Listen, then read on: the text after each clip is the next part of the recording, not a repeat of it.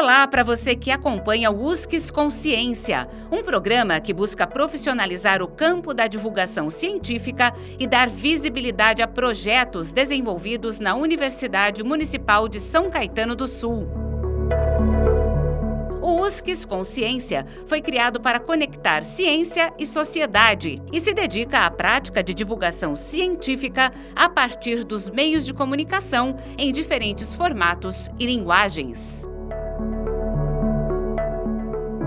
Eu sou Arquimedes Pressoni, jornalista, e no programa de hoje você conhecerá um pouco mais do trabalho Política Tecnológica para a Manufatura Avançada no Brasil, uma proposição de agenda estratégica no setor de bens e capital. Para conversar com a gente, convidamos a sua autora e mestre e doutora em administração pela USCS, Maria do Socorro Souza. Ela também tem pós-graduação em Economia Financeira e graduação em Administração e Ciências Contábeis. Muito obrigado, Maria do Socorro. Bem-vinda.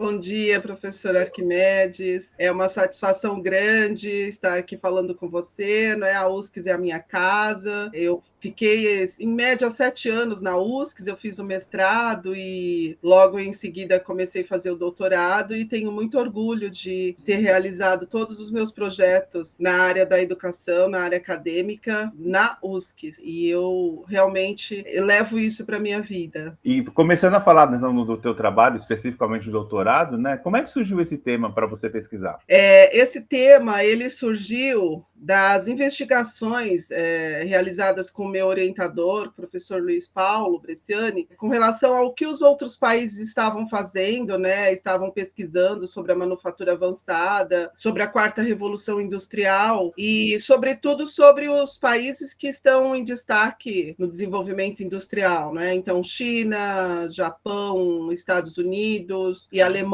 Então, eu comecei a investigação em profundidade e aí, nos primeiros momentos, a ideia era verificar o que eles estão fazendo e comparar, não é, com o que está sendo realizado no Brasil.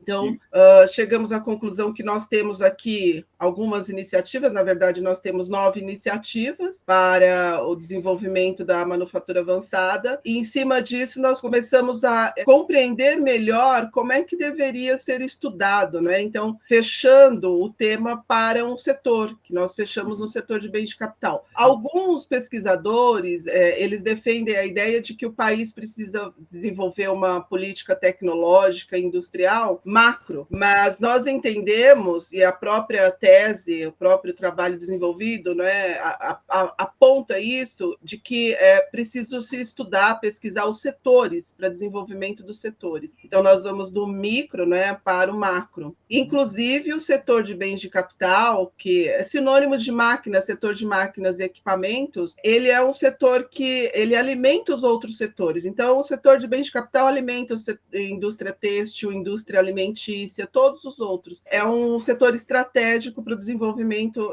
industrial no país. No começo da sua fala, você usou uns termos como revolução da indústria 4.0, né? Então, para ficar claro para o nosso leitor, o nosso ouvinte, na verdade, que é leigo, o que é essa indústria 4.0 e o que é manufatura avançada? Perfeito.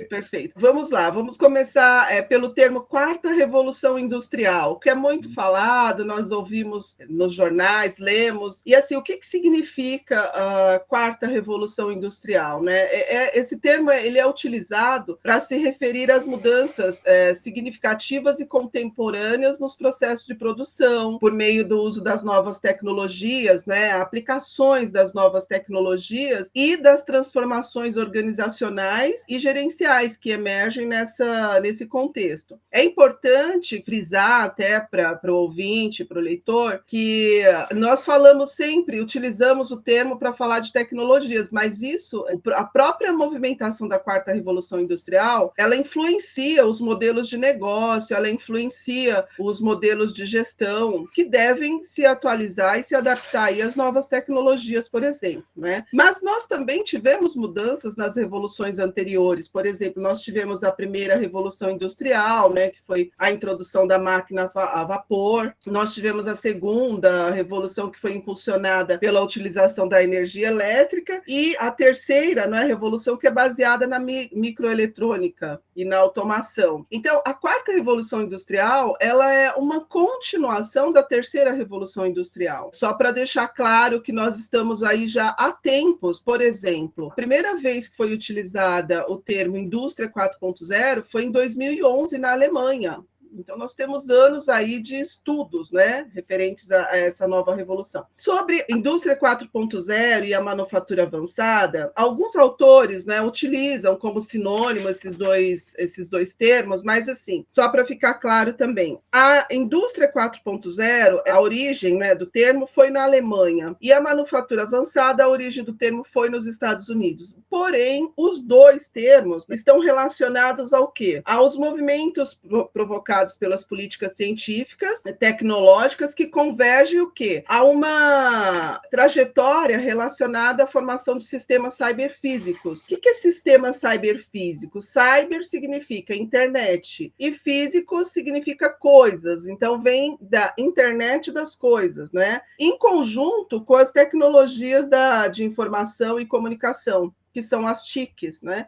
E esse novo contexto possibilita o diálogo entre a dimensão virtual e a dimensão física. Então, essa primeira informação sobre a quarta revolução industrial é importante que fique claro, para ampliar aí o conhecimento até do ouvinte, do leitor. Agora, você analisou as políticas tecnológicas de 4 países, você já citou, né? No caso, Alemanha, China, Estados Unidos e Japão, né? Isso. Diante dessa tua análise, quais os aspectos que o Brasil se aproxima desses países e em quais aspectos ele se distancia deles? Isso, é assim. Nós temos algumas análises, nós fizemos algumas análises, né? Do ponto de vista tecnológico, nós levantamos algumas tecnologias, né? E do ponto de vista tecnológico, que está mais voltado aí para a resposta, para o objeto da pesquisa, o Brasil ele tem desenvolvimento de iniciativas, né, voltadas para as tecnologias de inteligência artificial, a robótica, a IoT, nanotecnologia, manufatura aditiva, materiais avançados, armazenamento de energia, big data, biotecnologia, simulação e sistemas cyberfísicos, tá? O que ocorre? Existem iniciativas para desenvolvimento dessas tecnologias no país. No entanto, nós defendemos e argumentamos que não é suficiente somente as iniciativas, o suficiente é iniciativas que tenham desenvolvimento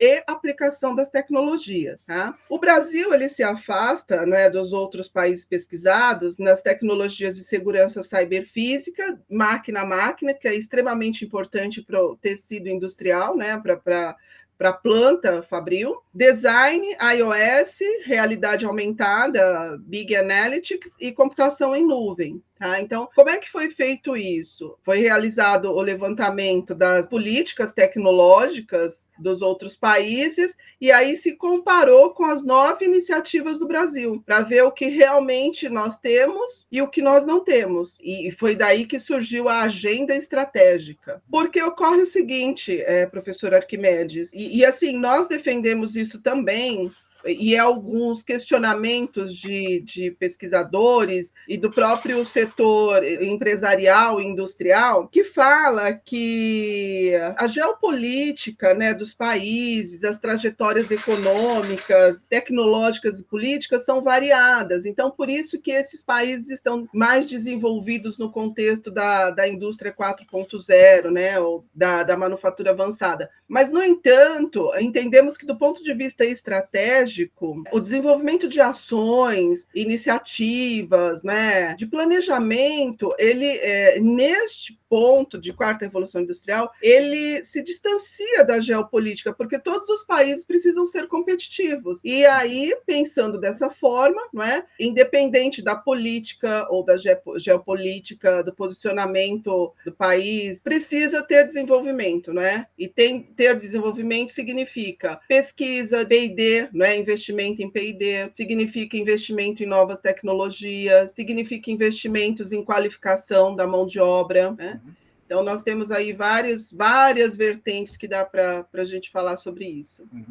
Eu pude perceber que durante a sua análise documental, você identificou vários atores que participam de estratégias e ações voltadas para esse contexto econômico, social e produtivo no Brasil. Na sua análise, quais são esses atores, né, e que mais destacaram, e os resultados apresentados por eles? Nós temos no Brasil o Ministério da Ciência e Tecnologia, nós temos o Ministério da Economia, mas nós temos alguns atores que se destacaram. Eu coloco aqui o nome de dois que eu até me aproximei, né, por conta das iniciativas efetivas desses dois atores, que é a Embrapi, é a Empresa Brasileira de Pesquisa e Inovação Industrial, né, e a CNI, Confederação Nacional da Indústria. A Embrapi, ela se destaca porque ela comanda várias ações, né, que envolvem o desenvolvimento e aplicação das tecnologias, e, sobretudo, nas pequenas e médias empresas e nas startups. Então, ela está à frente, inclusive, eles viajaram, um grupo da Embrapi viajou em missão, eu acho que ontem ou anteontem, para Israel, para pesquisar, não é, sobre as tecnologias e trazer esse conhecimento para o Brasil. Então, é uma instituição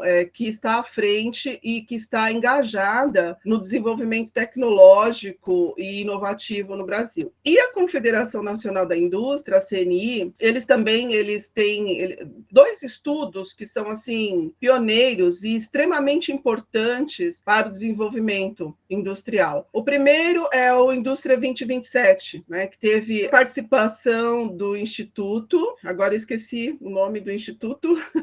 Não tem problema. Mas a CNI que coordenou. E então este estudo ele faz a apresentação de clusters tecnológicos e fala quais são as oportunidades que o setor de bens de capital tem no Brasil, né, para desenvolvimento e aplicação dessas tecnologias. E também tem um estudo mais atual, que é o Mapa Estratégico da Indústria, no período de 2018 a 2022, que também elabora um planejamento estratégico para o desenvolvimento da indústria. A última conversa que eu tive com o pessoal da CNI, eles informaram, né, que a divulgação das ações desse mapa estratégico será apresentada somente em junho, no dia 29 de junho, e vai ser em Brasília. Então eles vão apresentar quais foram as ações que seguiram, que eles conseguiram concretizar dentro do planejamento que eles elaboraram. No entanto, é um estudo sólido, tem várias informações sobre desenvolvimento, né, industrial, envolve meio ambiente, envolve créditos de carbono, envolve a participação das pequenas e médias empresas, envolve a participação do setor empresarial. Então, é um estudo que vai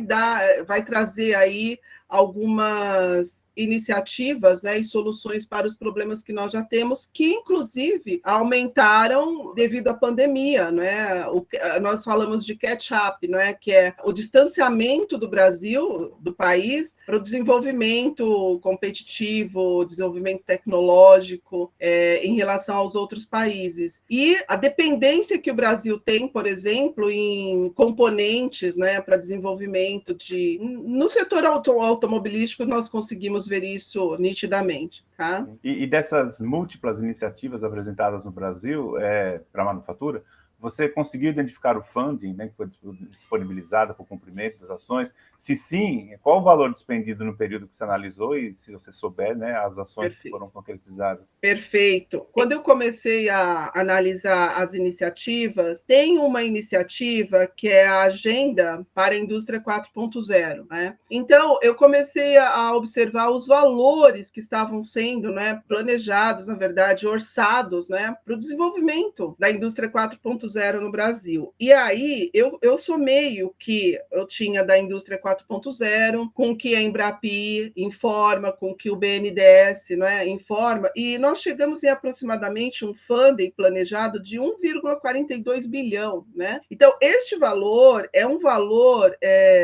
alto, né, em relação a investimento para desenvolvimento regional, que seja, ou desenvolvimento nacional da indústria. O que ocorre? E até existe aí um problema, né, no nosso país, no sentido da informação não estar tão explícita, aberta, né? Por quê? Porque esse fund ele não aparece no que já foi utilizado, tá? Então existe o planejamento, o orçamento, mas nós não conseguimos detectar aonde já foi utilizado. Teve um pesquisador que analisou quais ações da agenda da indústria 4.0 já haviam ocorrido, acontecido, né? Então ele encontrou que algumas ações estavam ainda sendo planejadas, né? Mas que pouquíssimo já aconteceu. E pouquíssimo é quase nada. Tá? Quase nada. Por exemplo, nós temos aí um nicho de mercado extremamente promissor, que são as startups, né? Então, por que não se investir mais nas startups? Quem está investindo muito nessa frente, é claro que com recursos públicos também, é a Embrapi. Nós temos uma forte organização tentando se sobressair aí no desenvolvimento regional e nacional da indústria. Especificamente nesse setor que foi objeto da sua pesquisa, que é o setor de máquinas e equipamentos, você concluiu que as estratégias e ações do âmbito público contribuem para o desenvolvimento do setor e para a indústria nacional? De forma geral, ainda não. Ainda não, por quê? Porque as iniciativas são fragmentadas, não existe uma única iniciativa que envolva atores no âmbito público e no âmbito privado, que são as empresas, né? E no âmbito acadêmico, as universidades, para que todos juntos elaborem uma única iniciativa que envolva todo esse desenvolvimento tecnológico. Então, por conta das iniciativas fragmentadas, ainda nós temos esse gap, né? Nós temos um gap e ele tende a crescer mais. Aí nós temos agora outros movimentos, por exemplo, a guerra que está acontecendo, né, entre a Rússia e a Ucrânia, as negociações entre países, né, Estados Unidos, China. A tendência é que os países se voltem mais ainda para o desenvolvimento tecnológico. E no Brasil, nós temos essas iniciativas fragmentadas que começaram por volta de 2014 e até hoje nós não conseguimos compreender até a que ponto que o país avançou. Tem algumas iniciativas, muito poucas, né, que não refletem aí o tamanho da indústria brasileira. Do ponto de vista da formação educacional, né, a sua análise apresenta algumas ações realizadas por universidades públicas e federais. Isso. Agora, no seu entendimento, como professora universitária, pesquisadora, né, essas ações também estão sendo desenvolvidas em instituições privadas? Aí existe uma caixinha preta e eu vou te explicar por quê. Ocorre o seguinte, não é? Novamente, quando as informações estão disponíveis, né, para o público externo, nós conseguimos identificar muito claro o que está acontecendo. Tá? Nós temos, sim, algumas iniciativas riquíssimas no Brasil, como, por exemplo, no Senai, né? Tem uma planta da indústria 4.0 na unidade de São Caetano do Sul. Tem cursos voltados para a indústria 4.0, né, no Senai. Então, é uma organização que já está engajada para o desenvolvimento aí, educacional, para a qualificação, né, profissional, tecnológico dos ingressantes. Nós temos a FATEC também, que na mesma linha do Senai tem, sim, alguns cursos, né? E nós temos a FEI e a Mauá, que são instituições de ponta, eu diria, eu considero assim na minha pesquisa, porque tem laboratório, porque tem empresas participando de todo esse processo, porque tem sistemas tecnológicos que contribuem para o desenvolvimento de novas tecnologias e aplicação de tecnologia. Então, é um ambiente, né, de pesquisa e aplicação. É isso que falta muito, né? Nós temos a USP, nós temos a Unicamp, a Universidade Federal de Santa Catarina, a Universidade Federal do Rio Grande do Sul, a UFABC, todas se movimentando aí para o desenvolvimento das novas tecnologias e, sobretudo, para o ensino de como vai se aplicar essas tecnologias, né? Mas nas instituições privadas, como até o escopo da minha tese, ele não me deu oportunidade por conta do tema, né, que é denso, e eu estava realmente pesquisando no setor de bens de capital, mas nas instituições privadas, aí está está um leque, uma janela de oportunidades para pesquisas. Por quê? Porque nós não conseguimos entrar, né, para ver quais são os planos de ensino, o que a universidade está realmente aplicando, os professores estão aplicando em sala de aula, sobretudo nos cursos de engenharia, não que os outros não tenham a sua responsabilidade, tem sim, mas o que está sendo aplicado? Quando se pergunta, se faz uma pesquisa aleatória para os alunos, você conhece a quarta revolução industrial? Eles falam, professor, o que é isso?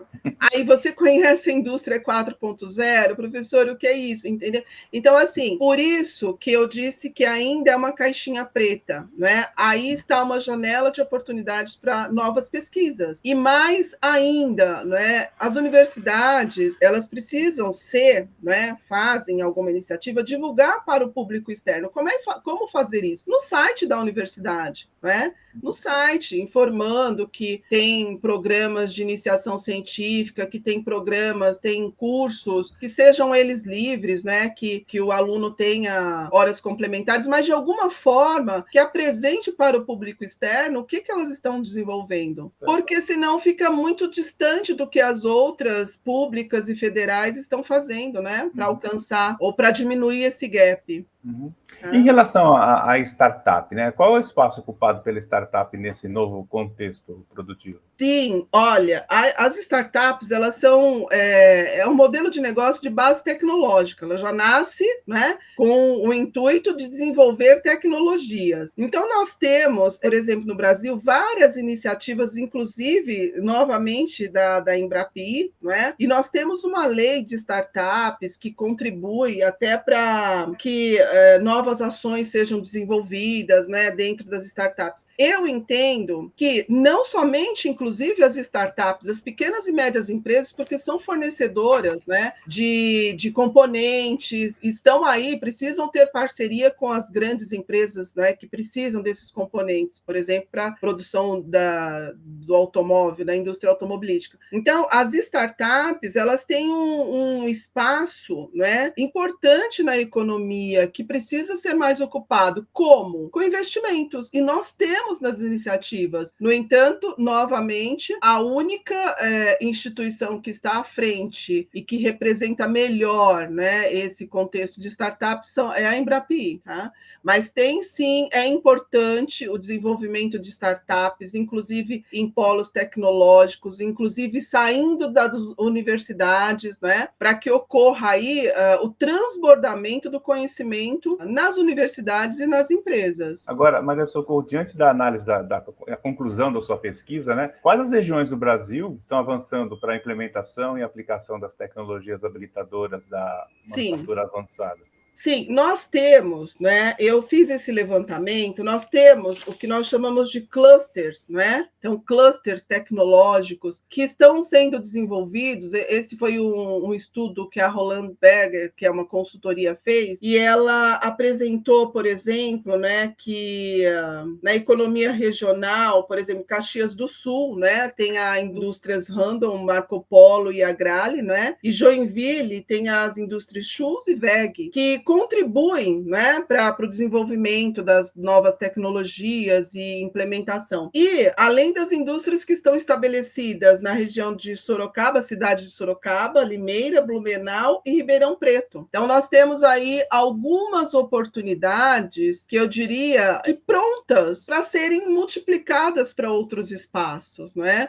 Quando nós falamos de desenvolvimento regional, que é a linha de pesquisa, uma das linhas de pesquisas da Universidade de São Caetano do Sul, nós vimos aqui o que ocorreu na nossa região, do Grande ABC Paulista, várias indústrias saindo, ocorreu um movimento totalmente contrário do que nós tínhamos há 20, 30 anos atrás. Então, essa multiplicação do que já ocorre em algumas empresas, em algumas cidades, é também importante para o desenvolvimento não somente regional, mas nacional da indústria brasileira. Bom, eu li o seu trabalho inteirinho, super denso, você está de parabéns aí, o seu orientador também. Agora, a pergunta final é assim, eu já vi que as contribuições do seu doutorado, uma forma de agenda, elas são extremamente importantes, mas Sim. Eu queria saber o que o doutorado contribuiu para Maria do Socorro como pesquisadora, orientadora, como professora, como pessoa, enfim, alguma coisa positiva nesses 4 anos aí de luta? Sim, professor Arquimedes, contribuiu de todas as formas, particularmente desenvolver uma tese em um período de pandemia, que nós tivemos vários problemas, tivemos muitas perdas, eu tive perdas de muitos amigos,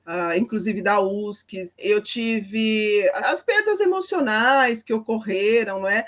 E todo o ajuste emocional que precisa ser feito para conseguir terminar, porque a insegurança, ela bateu, não é? Ela bate em todo mundo nesse período, né? Então, isso fortaleceu muito a Maria do Socorro, né? Então, eu tive que realmente passar por alguns obstáculos que, em alguns momentos, eu pensei, vai dar certo? E aí eu tive que falar, vai dar certo, né? E eu, inclusive, algumas vezes conversando com o Bresciani, não é? Luiz Paulo Bresciani, eu falei sobre isso, não me abandona, por favor. Então, foi uma parceria muito forte, e eu digo que escrever uma tese num período de pandemia, inclusive isso está registrado, é um período diferenciado, tá? É um aprendizado muito rico, que eu vou levar com certeza para a vida e quero contar para os meus netos, para os meus alunos, e realmente vale a pena e tem que fazer, né? Tem que fazer. Então, assim, isso como pessoa, né? Como profissional, já me abriram várias portas, porque a pesquisa, assim que ela é divulgada e ela é colocada no currículo Lattes, a gente já começa a receber convites, né? Como o seu, né? Para essa entrevista aqui, e convites para publicação de livros, convites para outros trabalhos relacionados, né, ao setor de bens de capital. Então, é de extrema importância isso. E a divulgação também do que nós fazemos na pesquisa, não é? Porque realmente não é somente o meu trabalho, a Universidade de São Caetano do Sul tem trabalhos riquíssimos, né, riquíssimos, que precisam ser divulgados para o ambiente externo, para que as pessoas saibam, a comunidade, próprios atores, né, do setor público e privado. Eu quero, sim, eu vou, inclusive, escrever algumas notas técnicas relacionadas ao que eu encontrei, porque nós precisamos saber disso, né? Todo mundo precisa saber do que está acontecendo de fato. Então, este movimento contribuiu muito, né, profissionalmente, inclusive oportunidade de trabalho também, né? E eu fico muito feliz por isso. Como pessoa, me sinto realizada. Foi um plano de anos, né, que eu posterguei antes por conta de espaço de tempo para fazer uma tese, porque nós sabemos que a dedicação é exclusiva, não é? Como diz o professor Gil, né? Ele fala, doutorando não faz mais nada, e é verdade, né? Mas nós precisamos organizar o tempo para seguir, né? Então, todos esses elementos, eles fazem parte aí da finalização de um projeto, né? E com sucesso, e eu fico muito feliz de falar isso, de assumir e afirmar que foi com sucesso. Eu tenho muito orgulho da pesquisa que eu fiz e muita gratidão à Universidade de São Caetano do Sul, ao meu orientador, professor Luiz Paulo Bresciani, que com muita maestria me conduziu neste projeto. Esse foi o USCS Consciência, programa sobre pesquisas realizadas na Universidade Municipal de São Caetano do Sul. Este episódio teve a apresentação de Arquimedes Pessoni e trabalhos técnicos de Márcio Roberto do Nascimento Filho. O USCS Consciência é uma produção da Coordenadoria de Comunicação e Universidade de São Caetano do Sul e pode ser acessado no canal do YouTube da USCS e nos aplicativos de podcast. Você encontra o USCS Consciência nas redes sociais Facebook e Instagram.